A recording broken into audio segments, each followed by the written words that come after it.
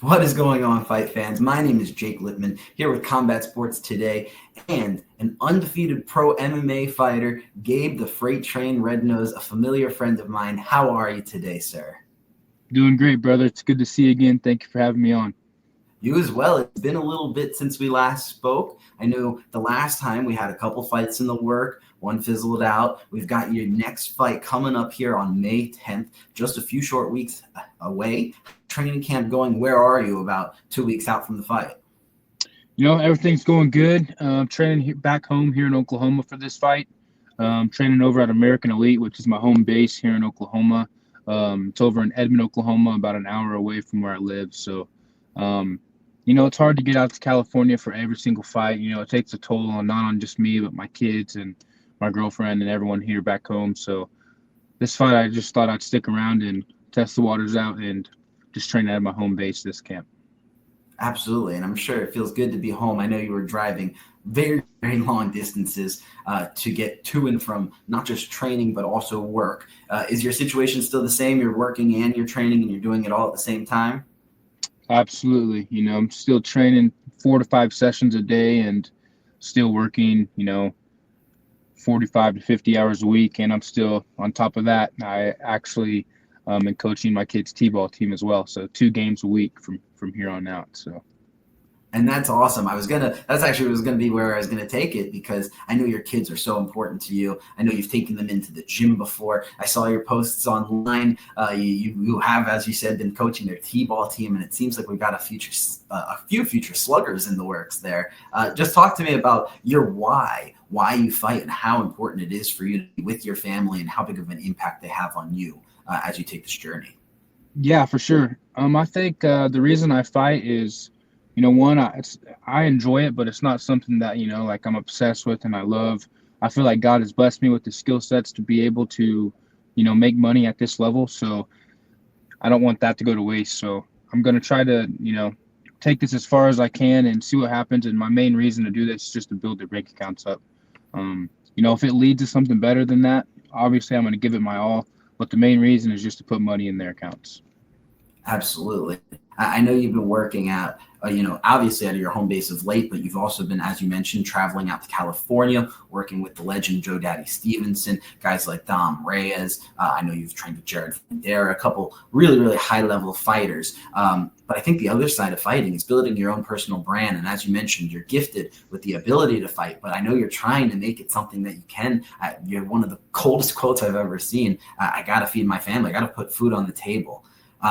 So for you, I think one thing with building the brand has got to be the look and appearance. And last time we spoke, neither of us had these mustaches. Talk to me about the mustache. How's the mustache going to really impact you going into this fight and help you as you try and get noticed by the MMA masses?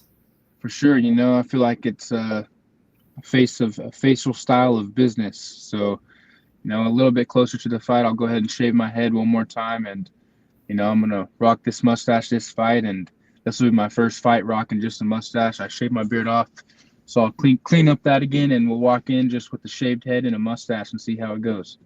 I love it. And I know you definitely have a good background in wrestling. So you're kind of doing the opposite of the Dagestan look, where they just get rid of the mustache. You're keeping only the mustache. So I got to love the ambition here. Talk to me, though, about your style. And if you I don't want you to give me too much insight into the fight and your game plan, but talk to me about your style and how you've taken, the necessary steps to elevate your game and how you plan to impose your will on your opponent on May 10th. Of course, I feel like everyone knows who has watched me fight before. They know that I'm going to come forward, really heavy pressure, throw my strikes to get to my takedown and put you on your back and, make you suffer. So, I've done everything I can in my ability to sharpen my blades around that type of style. So, plan on that happening, me coming forward. Who knows? A couple fights ago, I did have a flash knockout on the feet. So I know that my stand-up is there whenever I need to pull it out of my back pocket. But, I'm going to go in here and do what I love to do, which is throw my straight punches, put you on your back, and either get you out of there with a submission or use my submission attempts to get you out of there with strikes. Absolutely. And I think that well-rounded game really is going to give you a lot of advantages, not just in this fight, but in your career. As we know, you already had a very illustrious amateur career going 8-2, winning a couple different belts, fighting a number of different opponents with different backgrounds and styles in different weight classes too, both heavyweight and light heavyweight. This fight upcoming is at light heavyweight. Your opponent also has fought at both heavyweight and light heavyweight. How do you think the factor that you are at light heavyweight for this fight really is going to play to you and your strengths? I just feel really good at that weight. In the future, I don't see myself fighting at heavyweight again on the pro scene unless, the fight just makes sense and they're going to pay me a little bit more money, to be honest with you. From here on out, I for sure will be at light heavyweight for almost all of my fights, and maybe in the future I might even drop the middleweight. So we'll just see what happens there. And you're 6'3", correct? Correct. So you're a big guy. How much do you walk around at? When I'm in shape, typically I'm about 220, 225. But since my, it's been about 6-7 months since my last fight. So I took about 4 months off of the gym just to kind of step back and, reevaluate and enjoy time with my family. So I actually this is the highest I've ever been entering a fight at 205. So I'm fighting the scale a little bit this go around, but you got my word. 206 is what will be May 9th. Absolutely. And so talk to me about that process of cutting the weight down. Obviously, you're starting from a little bit of a higher weight. Does your process change in trying to get down, or is it business as usual? And what does that look like? It's just business as usual. My sessions are, they stay pretty intensified just because I know I have to burn those extra calories and get into that big caloric deficit. But other than that, it's just the same thing. And, show up, give it your all. And I might just be showing up, 3, 4, 5 times a day instead of just, having a little bit more rest time. So this time the foot is staying on the gas pedal the entire time and making sure that all this weight comes off smoothly. Absolutely. And I think this is, as we know, it's the fight before the fight. And as you mentioned before, if anybody's ever seen you fight, we know that the foot's always on the gas pedal and you're always looking for the finish. So I think it's no surprise to me that you're going in with the same mindset prior to the fight. So I want to take a step back here. We've talking about all those months of training and everything that you've done to get ready for this fight. Talk to me about what your favorite day in the gym is. What's been the favorite day of training for you, whether it's been wrestling, Muay Thai, or something completely different? What for you has been the most fun about this training camp? Yeah, for sure. I feel like, all days are good because I try to keep a 100% open mind and learn something every single time I step in the gym. I'm constantly trying to just sharpen the blades of my arsenal, and I can get work and learn something in every aspect of the game. So I try to keep my mind as open as possible. But I personally really like Wednesdays. That's I get training in with my head coach Matt Grice, UFC veteran. He teaches an MMA grappling class, so we do a lot of stand up to takedowns to finishing on the ground, and that kind of fits in perfect with my game. So I'm constantly learning something new in his class, and that would probably have to be my favorite day of the week because that's also where I double up on. Not only do I do MMA grappling, but I'm also doing striking that day as well. So that's a heavier hitting day for me, but like I said, I'm constantly learning something in there, so I really enjoy that day. Absolutely. And I think those hard days where you're working all the different skills and being able to get that one-on-one attention with your coach, I'm sure those have got to be really the foundational building blocks for you as you go forward. Talk to me, though, real quick before I get to my next real topic of questions, though. For you, when it comes to your wrestling base, your ability to throw your hands as well and work your jiu-jitsu and do everything in between, for you, when you're in the fight, what is like the most thrilling moment for you? Is it the touching gloves at the beginning? Is it this going for the submission, or is it the dirty work in between? I would probably have to say the dirty work in between, because that's where, you have to really have a high IQ and you have to know how to tie everything together. So making that process successful is, that's a really cool thing about it. You can go back and watch and say, look, I was digging for this here and using this to get that, and that's why I ended up getting this submission, or et cetera, or this submission or this finish, et cetera. So yeah, I'd probably say the dirty work in between, just because I like watching it all come together. Absolutely. It's what makes it an art. Yes, sir. Absolutely. So I do want to just transition a little bit. I know in the build up to a big fight that recently happened in the UFC, you were a little bit active on social media, hyping up one of your sparring partners, training partners, and good friends, Dominic Reyes.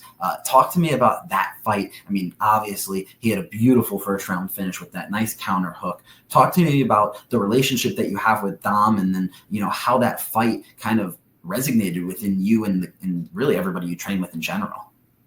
For sure, man. He just goes to show you that no matter what happens, never give up and continue to get back into the gym and continue working on yourself. And, if anyone deserves it, it's him, man. He's, like I said, before in some of our interviews, he's taken John Jones to a place that he's never been before in his entire career. And that says something that really speaks volumes, what kind of person he is. And I really, really hope that he could rematch Yuri maybe, or maybe one more fight, and then get back to the title fight.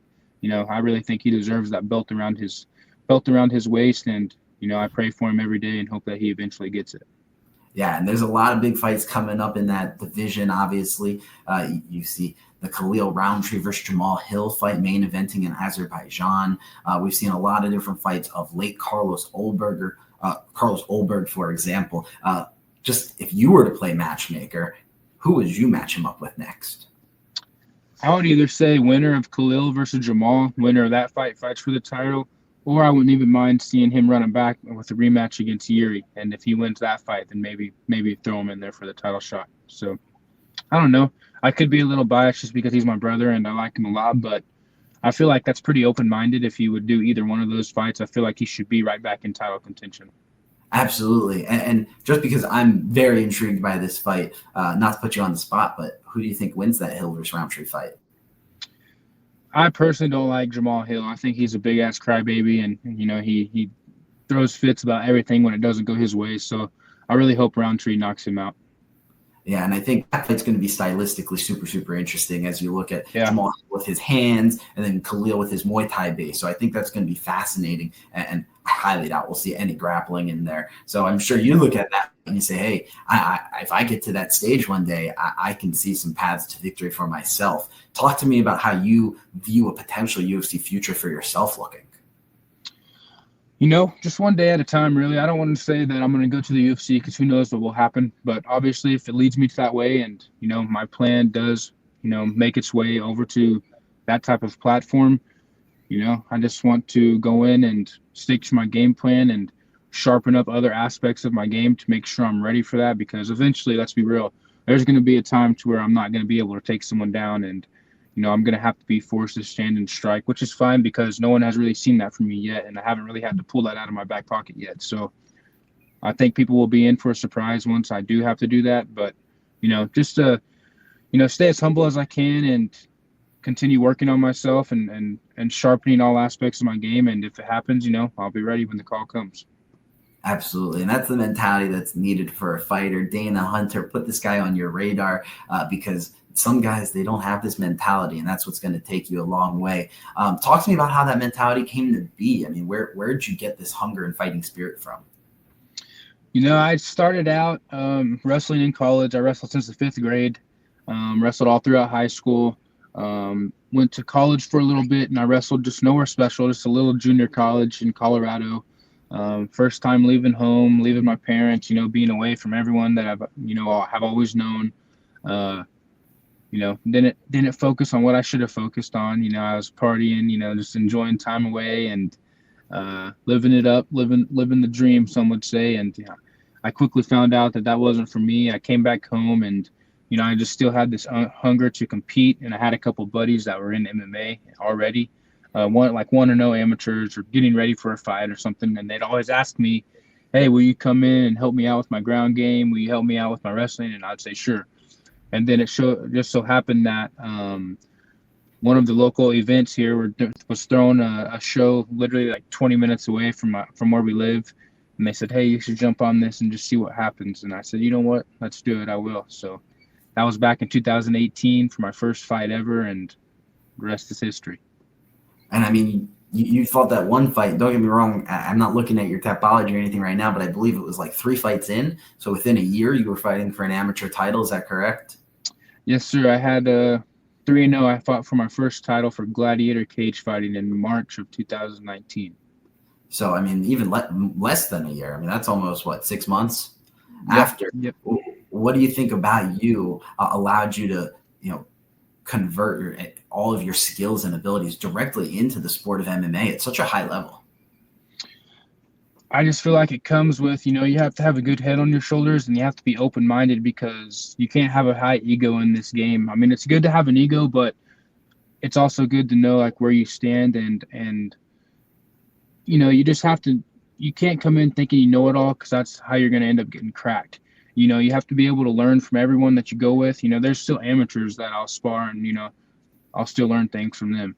I'm not saying that I'm above anyone, but end of the day, when you put the hammer to the nail, you just have to keep showing up and giving it your all and, just take it one day at a time and hopefully you end up where you want to be. Absolutely. I love that. So for you, obviously we've got this fight coming up. We've got a lot of things going on in your life. Talk to me about something completely crazy and hypothetical here. MMA no longer exists. There's a whole bunch of other sports that have become popularized of late, whether it's car-jitsu, whether it's ice wars that bare knuckle just bought, or bare knuckle fighting. Talk to me about the alternative combat sport that sounds most interesting to you. Call your shot if MMA didn't exist. I would probably no crazy event really, but if MMA didn't exist and I still needed to make this type of money and put it away, I would probably just try to go to pro jiu-jitsu. I'd probably just take the gloves off and start training a lot more no-gi and just try to get into like maybe the CJI tournaments or ADCC tournaments, or just try to go that route just to become a pro grappler. Absolutely. And I mean, talk to me about your thoughts on the growth of the sport, because I found it fascinating of late. I mean, you see Fury Pro Grappling, you see the Craig Jones Invitational where he's giving out $1 million to the winner. You see Karate Combat doing submission grappling. Talk to me about the growth of the sport of jiu-jitsu, because I know grappling is very near and dear to your heart. For sure. I just think people are finally realizing that, grappling is the most dominant form of martial art there is on the planet. There's nothing worse than someone taking you down and holding you there and you doing everything in your power to try to get up and you can't. In my opinion, I mean, that's fascinating to see. And, it takes a special type of person to be able to do that to people. So I feel like all these promotions and shows are realizing that. And I feel like they're trying to gain more views and gain more from the grappling community, gain more eyes from the grappling community by throwing that in during their shows. Yeah, absolutely. And I mean, it really is truly growing. And I mentioned the 3 promotions I did, but I didn't even mention one championship. They just gifted Cade Rotolo their first ever grappling championship. So it's really growing and expanding rapidly. And you're seeing UFC Fight Pass put on wrestling and all sorts of different things. So the grappling art has definitely grown more mainstream. And I think that's definitely something that's great for the sport of combat, not just mixed martial arts to begin with. But just switching topics here a little bit, your fight's coming up here on May the 10th at Peak Fighting in Amarillo, Texas. Just talk to me about how you're excited to go into Texas and take this new challenge on, because obviously it has been a little bit since your last fight. So just talk to me about this new challenge, this new environment that you're going to be fighting in. I'm excited to go into Texas. I'm excited to go in to make my debut for Peak.